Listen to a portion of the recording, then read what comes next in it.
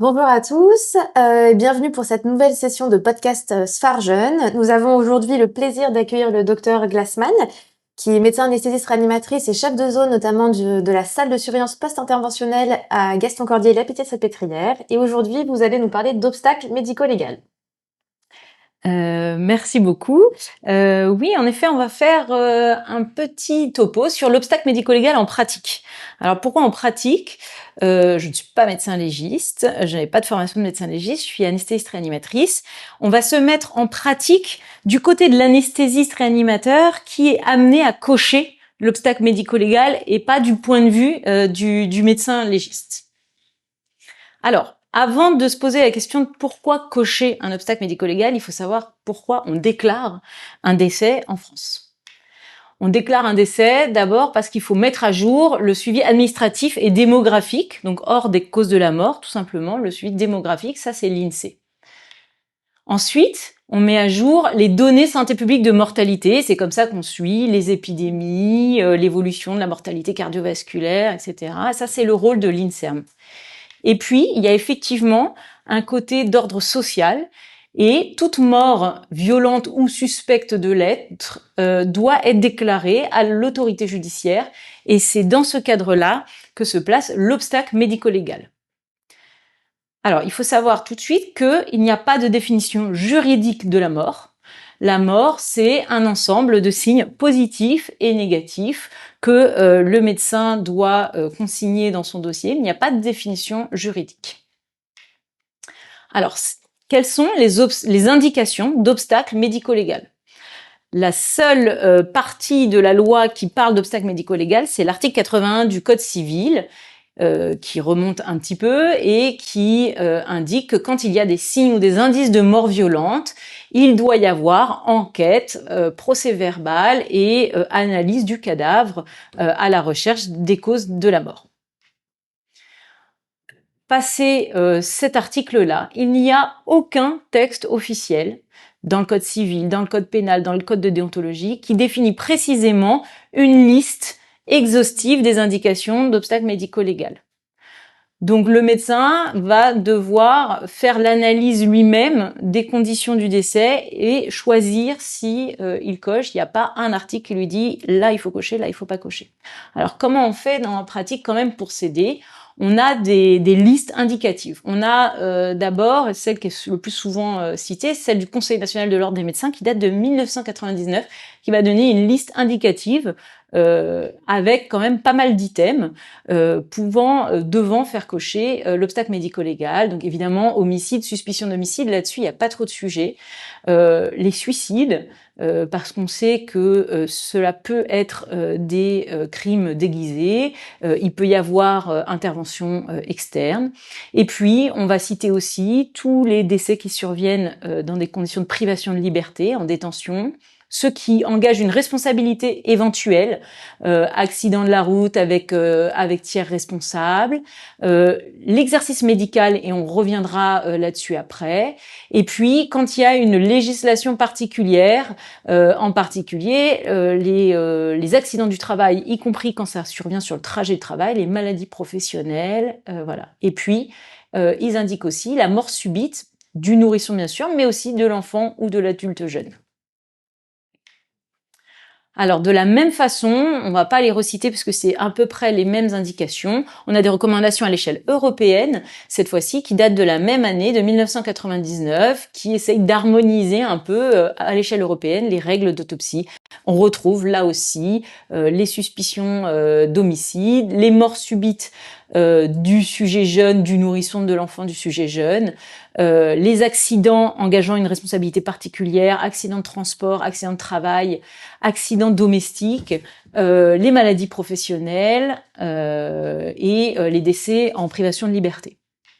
Et puis plus récemment, une liste encore plus longue au moment des journées scientifiques de SAMU de France en 2005, avec là aussi une longue liste, mais dans lequel on retrouve aussi la notion de faute médicale.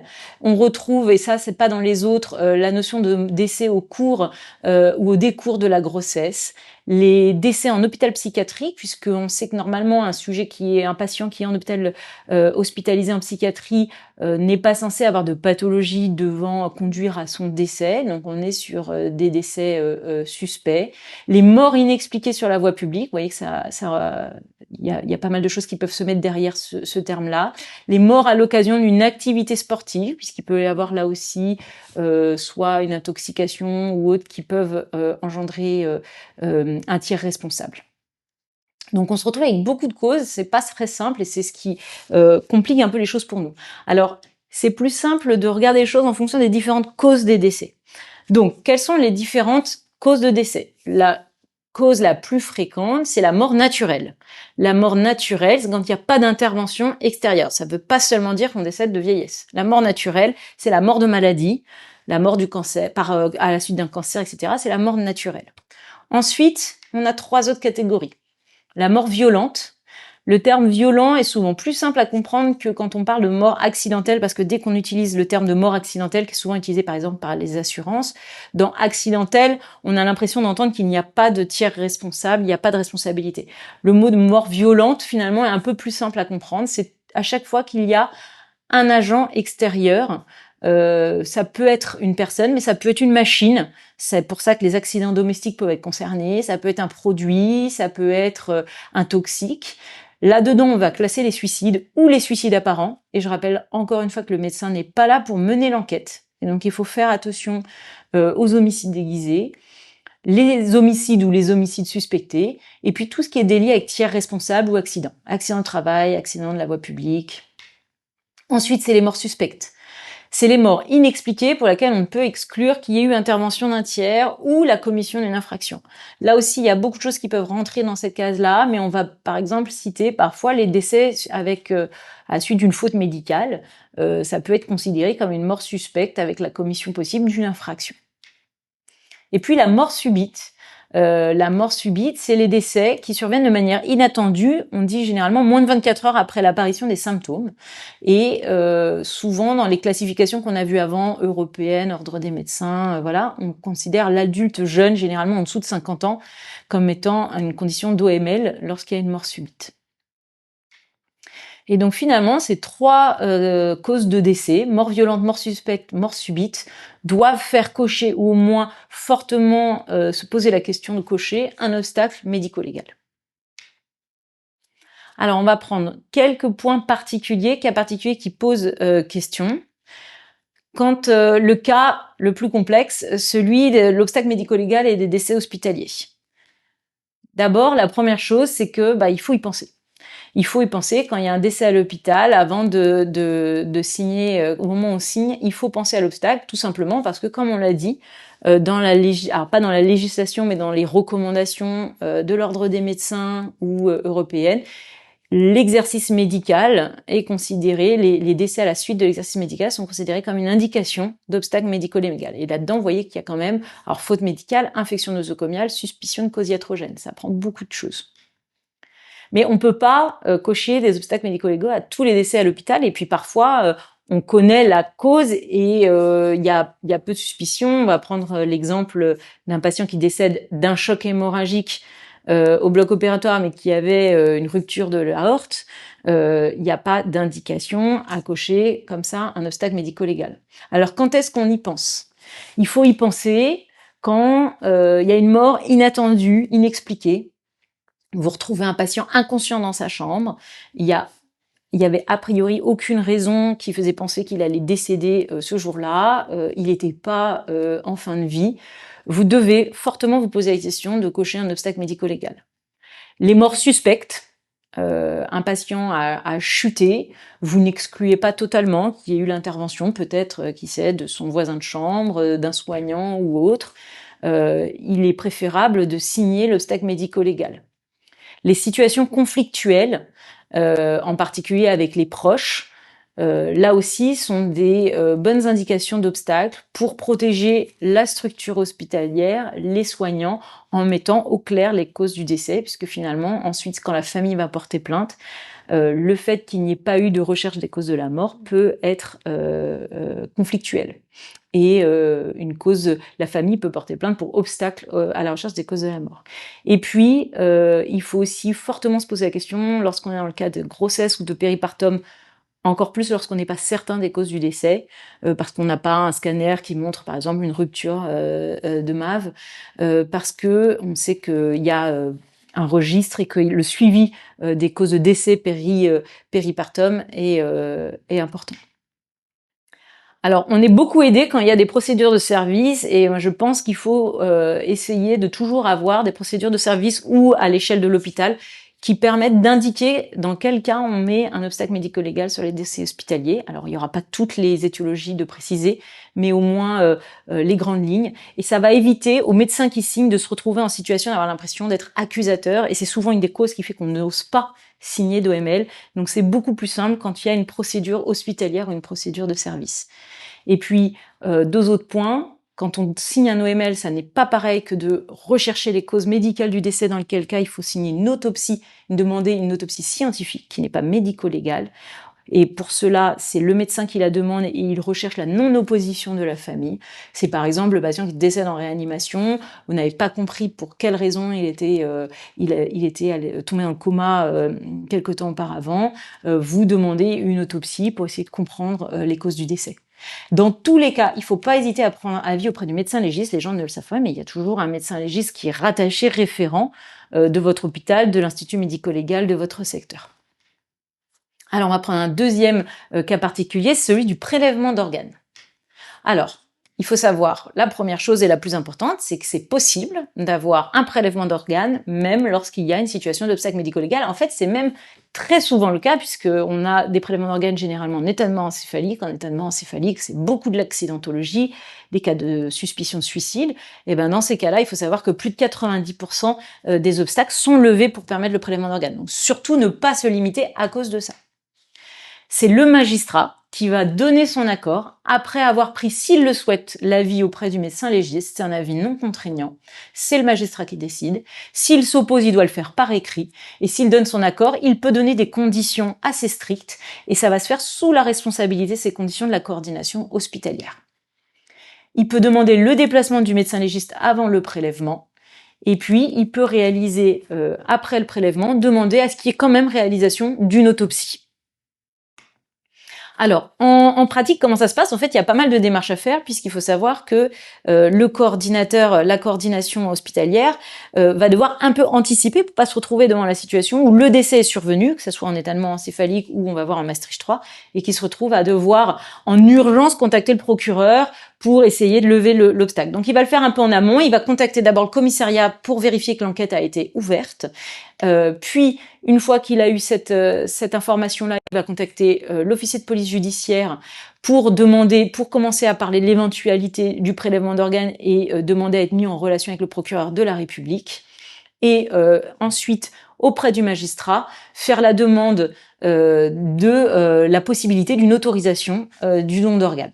Et ensuite, il va remettre donc un document qui est harmonisé maintenant à peu près partout en France, c'est celui qui est utilisé, où il va décrire quels sont les organes qu'il souhaite prélever ou les tissus, et puis la différence entre l'EME et le Maastricht 3 se trouve à la fin du document. Dans le Maastricht 3, très en amont, il va déclarer à l'avance que le décès va avoir lieu le temps après l'arrêt des thérapeutiques, alors que dans l'EME, c'est à la déclaration du décès ou c'est juste avant la confirmation de la mort encéphalique. Et au décours, la réponse du magistrat, ça va être soit une opposition au prélèvement, mais je rappelle que c'est vraiment pas la majorité, soit une autorisation totale du prélèvement des organes et des tissus, soit une autorisation partielle, et le magistrat peut donner des restrictions, demander à ce que le foie ne soit pas prélevé, ou des restrictions de tissus. Il faut savoir que la peau, généralement, il y a un refus de prélèvement de la peau dans le cas des OML et des prélèvements d'organes. Et puis, il peut aussi donner des conditions, demander à ce que le légiste soit présent au moment du prélèvement d'organes, demander la prise de photos, demander la rédaction d'une fiche descriptive ou autre. Alors, on va terminer là ce petit topo en donnant un petit peu, on va voir ce qui se passe entre le moment où on coche l'obstacle médico-légal et les funérailles, parce que finalement, la plupart des médecins anesthésistes réanimateurs ne savent pas comment ça se déroule ensuite, et les familles le ressentent et peuvent aussi se servir de ça pour entrer en conflit. Alors, qu'est-ce qui se passe? Donc, en fait, vous avez coché un obstacle médico-légal. À partir de ce moment-là, l'hôpital doit prévenir les services de police. Je dis mais l'hôpital, ça dépend des structures. Ça peut être l'administrateur de garde, ça peut être l'état civil, ça peut être la chambre mortuaire, le directeur de l'hôpital. En tout cas, il faut que l'hôpital prévienne les services de police. À ce moment-là, l'officier de police judiciaire va contacter le procureur de la République qui va ouvrir l'enquête judiciaire. L'enquête judiciaire, elle peut aboutir d'emblée à une levée de l'obstacle. Le magistrat n'est pas obligé de demander une autopsie ou autre, et dans ces cas-là, tout de suite, il va y avoir un permis d'inhumer. Mais il peut aussi délivrer une réquisition pour l'IML, et dans ces cas-là, le corps va partir, et à ce moment-là, il devient aux mains de la justice, il va partir pour soit un examen externe simple, et le médecin légiste peut demander les comptes rendus du scanner, etc., pour confirmer qu'il n'y a pas besoin de faire d'autopsie. Il peut demander une autopsie ou des prélèvements toxicologiques, par exemple. Ensuite, il va délivrer un rapport d'autopsie au magistrat qui va clore l'enquête en recherche des causes de la mort et délivrer le permis d'inhumer qui va permettre d'aller aux funérailles.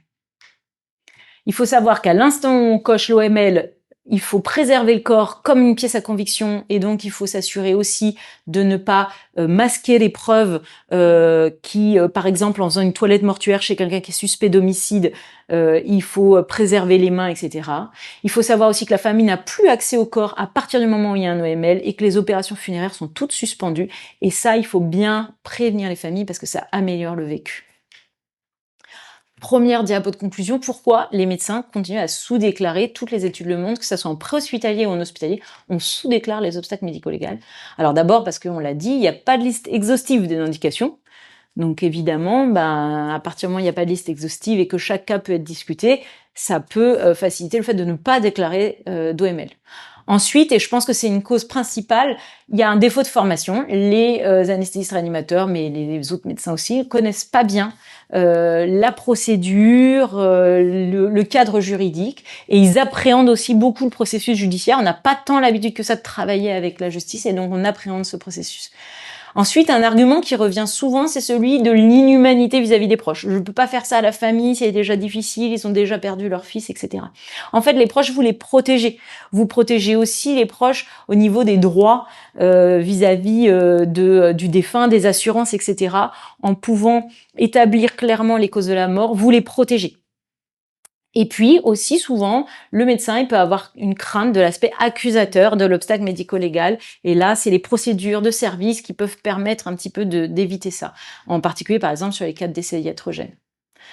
Pour terminer, donc les messages clés. Le médecin ne mène pas l'enquête. Toute mort naturelle doit être suivie d'un OML. On n'est pas là pour dire mais non, mais j'ai parlé avec la famille, c'est sûr que c'est un suicide, etc. Il y a des situations plus complexes, les accidents médicaux, les morts subites du sujet jeune, etc. Dans ces cas-là, il faut penser à l'OML, apprécier un petit peu la situation et surtout ne pas hésiter à prendre avis auprès d'un médecin légiste. Il faut vraiment se rappeler que l'OML n'est pas là pour être accusateur. Il protège l'institution et il permet de faire valoir les droits du défunt et des ayants droit. Puis pour terminer, il faut informer et expliquer aux proches d'emblée et surtout ne pas s'engager sur les délais. Parce que vous ne savez pas s'il va y avoir autopsie ou examen externe, etc. Et commencer à dire c'est sûr qu'il n'y aura pas d'autopsie et dans 4 jours vous allez pouvoir récupérer le corps, c'est s'engager alors qu'on ne sait rien. Et ça dépend beaucoup des régions, des magistrats, de plein de choses sur lesquelles vous n'avez pas la main. Et donc il ne faut pas s'engager sur les délais. Et ça sera toujours merci. Merci beaucoup, docteur Glassman, pour cette présentation très intéressante. Alors, de notre côté, on aurait quelques questions. Est-ce que, par exemple, si finalement la famille veut connaître les causes du décès, est-ce qu'elle a le droit de nous demander une autopsie médicale en plus de l'autopsie médico-légale? Alors ça, c'est un sujet, souvent, c'est aussi une des causes pour lesquelles parfois on ne signe pas d'obstacle médico-légal, parce qu'on dit mais moi je veux connaître les causes du décès. Alors, c'est possible de connaître les causes du décès quand il y a obstacle médico-légal, mais on va pas réaliser une autopsie scientifique après une autopsie à visée médico-légale. Par contre, la famille peut demander au magistrat d'obtenir les résultats de l'autopsie médico-légale une fois que l'enquête est terminée.